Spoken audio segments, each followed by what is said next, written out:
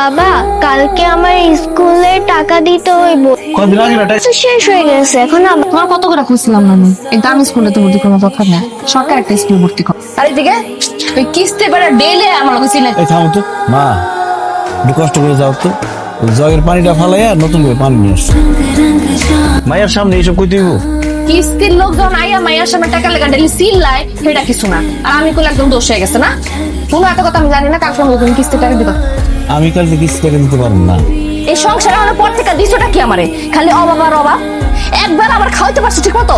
একটা সুন্দর কাপড় কিনে দিতে পারছো? এতই যখন অভাব দেখতেছো থাকো কেন, যাও গা।